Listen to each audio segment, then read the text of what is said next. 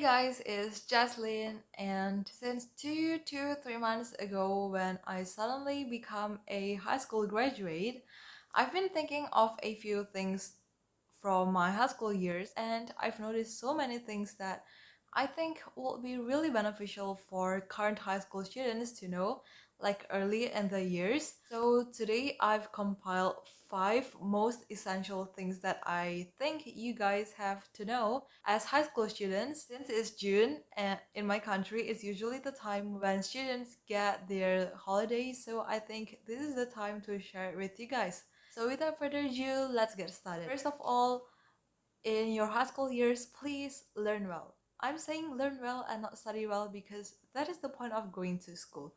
We learn something, we really understand some things new, we get educated from being ignorant into informed and not just aiming to study or for the grades, because when you do that, you're going to live what you know back in the test paper and that's it. But if you learn, say in your biology class, I love biology, and there's so many moments in my biology class when I understand so much more about our human bodily functions, on how we interact with our natural surroundings.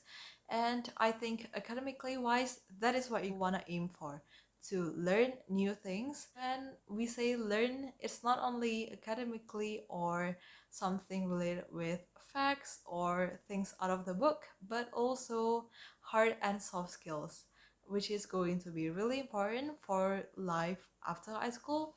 And how do you learn that? Through participation.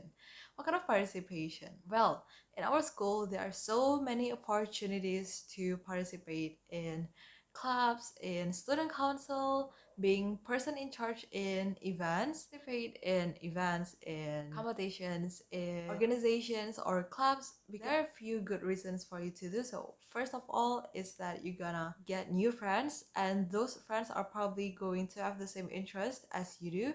For example, if you participate in dance club, then you're going to meet many other friends who love dance just as much as you do. And second is that you're going to, of course, inevitably going to interact with people, and that's going to be able to sharpen your soft skills, which includes communication skills, empathy, collaboration or teamwork skills, and also leadership.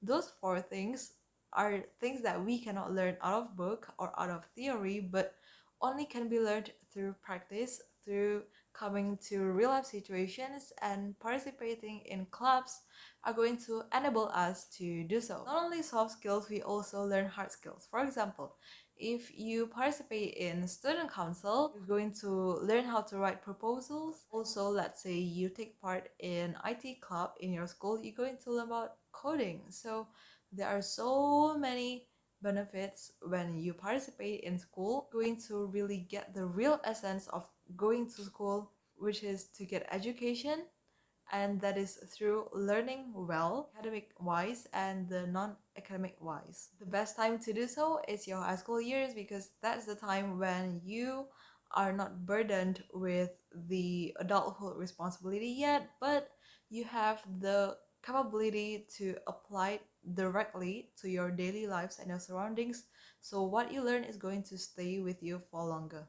Second is to practice taking responsibilities and also going the extra miles. There are so many works that we get from our teachers, be it making the slides, presentations, making videos, having team projects, and all of those stuffs. When we have so many things in our to-do list, or when we lack of the motivation, it's so easy for us to just give our 50-50 to it and just aiming to just get it done and just to submit it. But guys, if you can, please try to give your all to the things you do. For example, you have a presentation about a figure you look up to. If you do it really well, you can really learn how to make a presentation that communicates what you want to tell the audience. Also, you're going to have a self-reflection moment, like, why do I look up to this person? What are the values that make me feel inspired, and all of those things. When you start to take your responsibilities, it's going to benefit you in the future, because we're going to receive so many other responsibilities as we grow up. And if we make taking the extra miles or doing things wholeheartedly our habit since the young age, when we reach the adulthood, it will become our second nature. We can practice baby steps by, for example, volunteering to be a leader in group projects, taking part in, let's say, when our class wants to decorate the classroom, or in the house, offering ourselves to do a certain housework. For example, for me, I take dishwashing. When we practice to take those small responsibilities, we're going to build our character in the long run, and that's going to be something that stays with you for a really, really long time. And since your high school years is the perfect time to start building that. The third is to follow your positive curiosity. Positive curiosity means curiosity that you know will not give you any harm when you follow it, and it will instead make you grow and make you learn. So positive curiosities usually come in forms of positive hobbies like learning musical instruments, taking up a sport, or arts, or cooking, for example, or researching about the topics you're interested about. As teenagers, it's really, really easy for us to have this kind of curiosities. Don't kill them, follow them. You have the time, you have the chance, you still have the freedom to develop your skills and you broaden your knowledge when you follow them. The positive impact of following your positive curiosity is that first, you're going to develop your skill. Doing something regularly, a new hobby, a positive hobby, is going to give you skill undoubtedly. And second is that you're going to broaden your horizon. Let's say you have a certain topic that you're really interested about, you read lots of books about that, you watch documentaries, and you probably read scientific journals, you're going to broaden your mind by so much. And third is that you're going to have a positive hobby that you can resort to and come back to. The additional good point to that is that you're probably going to be able to kind of shortlist your interest and your aptitude, and that might be a way for you to kind of determine, oh, what is it that I want to do when I graduate high school? What is the path I want to take? When you do certain things that spark your curiosity and pursue them during your high school years, you're going to be able to select and see, oh, these are the things I like. Oh, these are the things that I probably can do for a long time. Oh, this is the thing that I want to concentrate on. If you have positive curiosity, guys, this is the perfect time of your life to follow it. Fourth is have balance. I learned this kind of the hard way. I was so much of a study student that I concentrated so much on my school responsibilities and I neglected one aspect of my life, which is my health. I sacrificed too much of my sleep until one time I really reached a burnout, and that was such a hard way to learn it that I hope you guys do not have to go through that. So, quoting the book The 7 Habits of Highly Effective People by Stephen Covey, there are 4 aspects in our life that we have to keep in balance. First being our physical aspect, including exercising regularly, having good nutrition, meaning eating mostly healthy foods and less processed junk foods, getting enough rest, and being able to cope and manage our stress well. Second is our emotional aspect, meaning our relationships with our family and friends, and how we serve others earnestly, sincerely. Third is our cognitive aspect, which includes learning, studying, learning well, back to the first point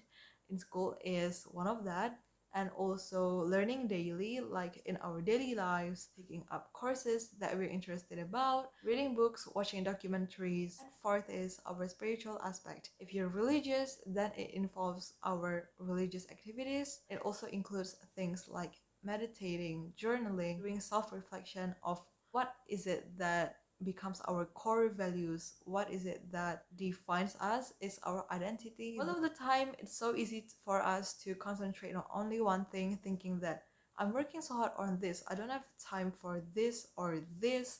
In fact, believe it or not, when we try to work on all the aspects together, they're going to help give us the energy and the power to facilitate us doing well in one of these fields. For example, really taking care of your health is going to help you do well in your studies, giving you so much more concentration and allowing you to think of solutions better, making decisions better. Sharpening our spiritual aspect is going to make us more clear on our purpose and vision, and therefore that's going to help us have a clearer blueprint of how we want to direct all the other three aspects in our life. In your high school years, remember to sharpen all these other four aspects in your life so that you can kind of do your day-to-day activities in your most optimum state.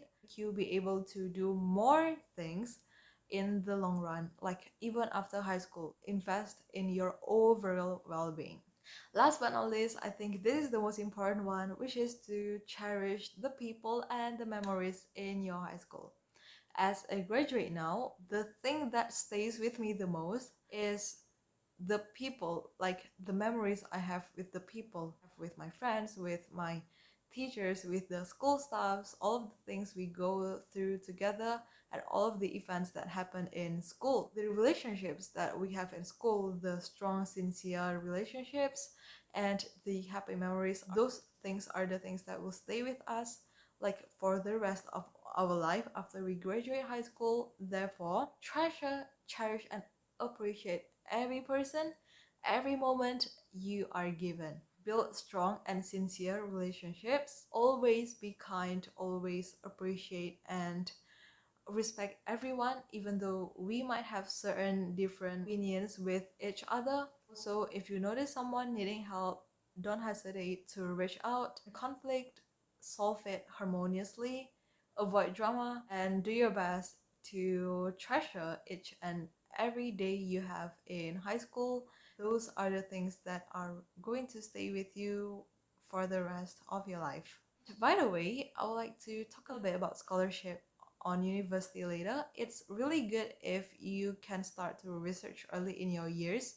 So if you have already decided on one uni that you want to apply to, then you can start working on the qualifications that they require since your early years. However, if you haven't yet made up your mind, like you were still blurry, that is all right. That is really, really normal. These are two things that you can do just to prepare yourself so that when you have finally made up your mind, you have what you need to apply for scholarship in the university you want to apply to. So first of all, try to maintain report average of 85 plus or 90 plus, because usually scholarships are open for students who have the average of 85 or 90 plus. However, I will not say that you have to be perfect in your average as long as you reach those kind of ranges, because why?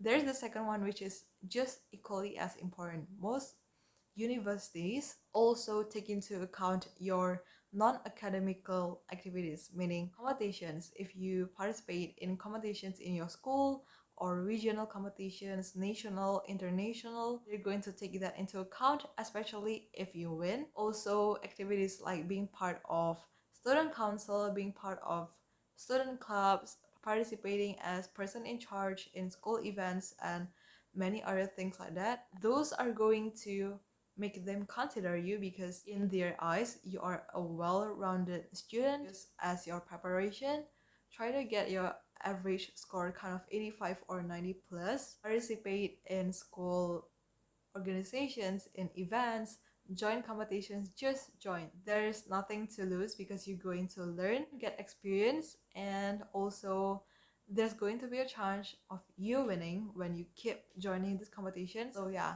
guys, those are the 5 essential things for me, like the 5 big points of what you should remember as a high school student. Last but not least, remember to live your high school years well, because these are the best moments in your life where you still have that childlike carefreeness, but you are already capable of creating amazing things. So remember to learn well, practice taking responsibilities and going the extra miles, follow your positive curiosity, live balanced, and cherish every person and every moment of your high school life.